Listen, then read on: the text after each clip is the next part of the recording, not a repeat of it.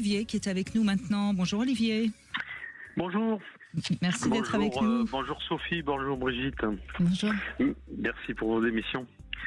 Mais je vous en prie. Vous êtes enseignant et vous avez un fils qui a 19 ans maintenant. Hein?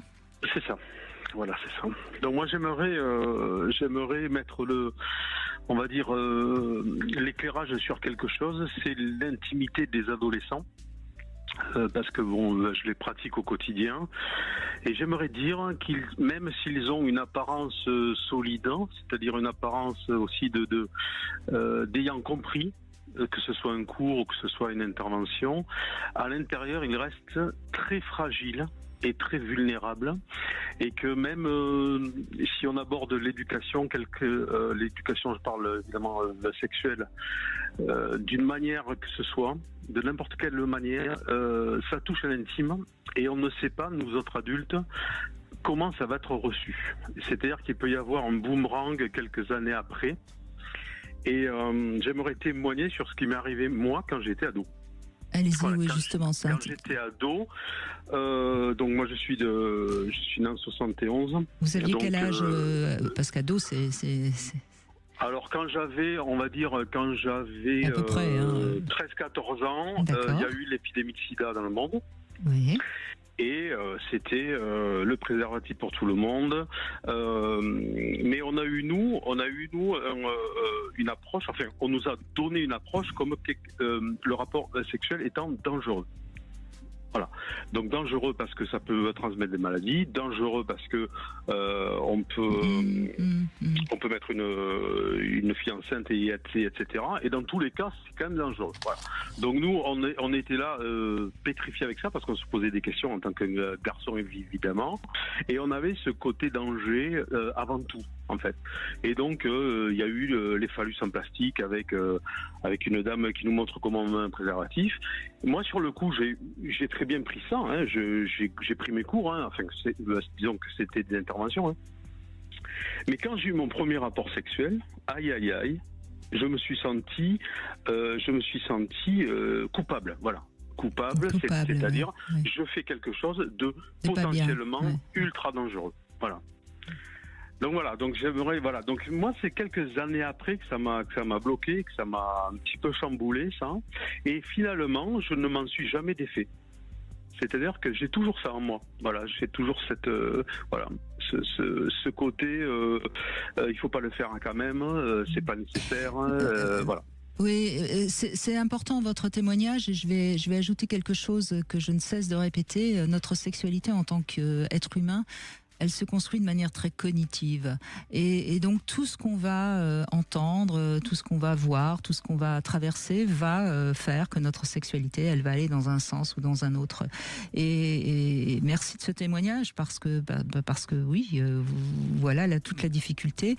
Une éducation à la sexualité qui serait trop qui montrerait trop les dangers de la sexualité, c'est pas terrible. Une éducation à la sexualité qui serait trop libertaire, ça serait pas bon non plus. Alors qu'est-ce qu'on fait, quoi?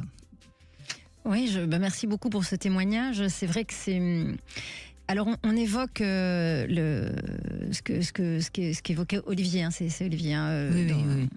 À l'antenne, effectivement, on l'évoque pas mal dans le livre sur la partie adolescent pour une raison simple, c'est que Nicole Athéa était en première ligne en fait dans cette époque-là, hein, c'est-à-dire ce qu'on a appelé le choc SIDA, où effectivement le choc était tellement terrible qu'en fait on est devenu, on a introduit cette obligation d'éducation à la sexualité avec un tout hygiéniste.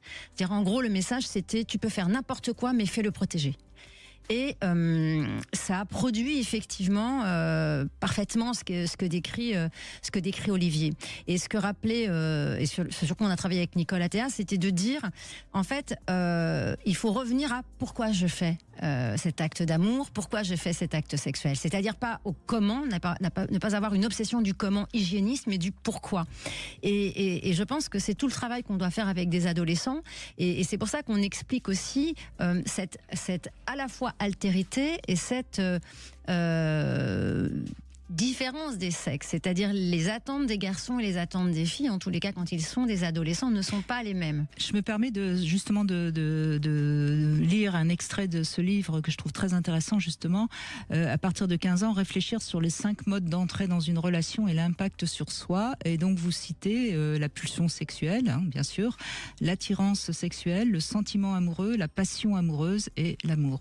Et on voit bien que la première relation sexuelle, elle n'est pas forcément d'amour, elle est parfois de pulsion et puis parfois elle est de passion amoureuse. Enfin, et ça c'est important aussi parce que on imagine bien. Olivier, votre première fois, alors justement malgré Oui. tout, c'était quoi? C'était Alors moi c'était très passionnel. d'accord. C'était une jeune fille, j'étais éperdument amoureux, elle aussi. Et on a fait chacun notre première fois en même temps. Mhm, mhm. Donc c'était impossible d'introduire quoi que ce soit de plastique. C'était tellement déjà compliqué. Voilà, ça a été vraiment un moment très très compliqué qu'on a préparé ensemble. Est-ce qu'on va le faire? Oui, non, et etc. Mais au moment de faire l'amour, c'était impossible de mettre ça, quoi. De mettre le préservatif, vous voulez Déjà, dire? moi, j'avais jamais vu un corps de fille, elle non plus, un corps de garçon, donc ça aurait été un drame. Et est-ce que vous C'est pas pensez, possible. Olivier, que sans l'obligation du préservatif qui vous avait été donc largement dictée, vous auriez eu une meilleure première fois? Oui, parce qu'il y avait quand même ce côté, comme je le mets pas, le préservatif, pour Je des me sens raisons, coupable. Ouais, des ouais, raisons ouais. émotionnelles, des raisons d'intimité énormes, parce que voilà, Oui, on se montre, j'entends. voilà.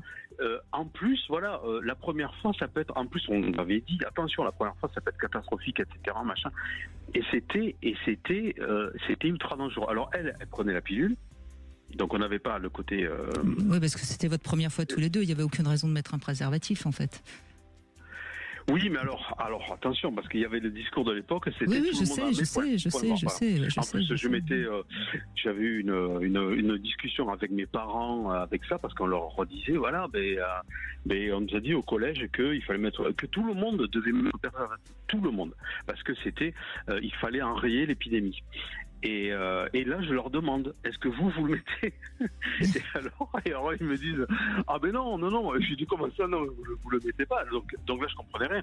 Je dis, il y a des adultes qui se permettent de pas le mettre parce que c'est pas pareil ou je n'en sais quoi. Et on va demander aux enfants aux jeunes ados, on va dire, c'est leur première fois d'assumer quelque chose de mondial. Enfin, c'était vraiment dans ma tête. Il est formidable votre témoignage, parce que ça montre bien que l'information qu'on vous a donnée, elle se voulait bonne, mais visiblement, elle n'a pas dû être très très très explicite, parce que vous n'avez rien compris. Enfin, donc vous n'avez pas l'air totalement idiot, donc je pense que c'est...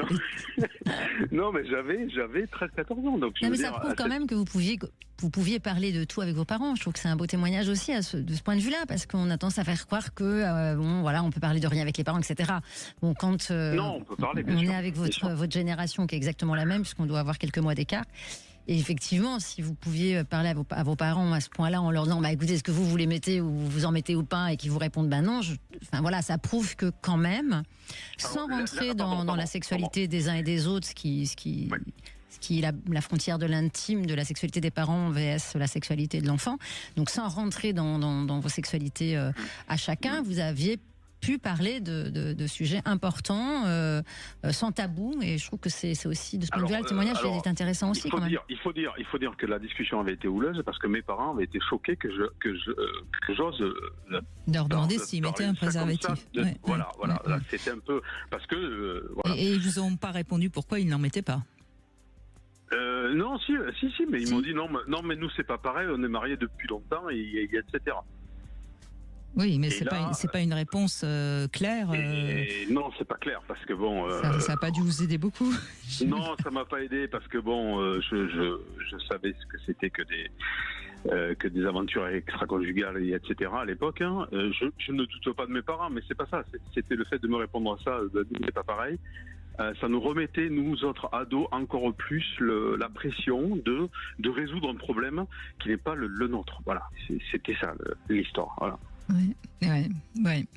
Bah, ça montre bien que la difficulté, moi je suis persuadée que c'est pratiquement impossible que quelqu'un puisse donner une explication claire et positive à l'éducation sexuelle dans une classe, parce que forcément chaque enfant va interpréter différemment. Donc c'est pour ça que c'était un sujet... c'est un sujet très très complexe. Oui, c'est un sujet très complexe et comme le disait très bien Olivier aussi, c'est un sujet intime. Et donc voilà, l'adolescent qui était Olivier n'est pas le même qu'un camarade de classe d'Olivier qui avait peut-être une autre sensibilité, qui avait une intimité différente. Et dans un groupe classe, on parle à tout le monde. Donc c'est important effectivement de pouvoir à la fois rappeler des informations essentielles et puis aussi parler de la relation. Je crois qu'Olivier l'a très bien dit, on ne parlait pas de la relation. Et on voit aujourd'hui, et c'est ce qu'on essaie d'expliquer dans le livre par rapport aux adolescents, c'est-à-dire qu'il y a d'un côté des garçons où on pensait... Si vous voulez, ce qui est assez surprenant par rapport à la génération qui est celle d'Olivier, et même je pense la vôtre Brigitte, c'est-à-dire qu'on a pensé qu'on allait évoluer et en fait on se rend compte qu'on donne des obligations de performance encore plus fortes sur les jeunes d'aujourd'hui et les filles ont des obligations de performance physique encore plus fortes aujourd'hui aussi. Finalement, on a une santé mentale des jeunes qui est catastrophique avec Absolument. Un taux de dépression. On en parle après les infos, vous pourrez vous aussi réagir, on se retrouve tout de suite.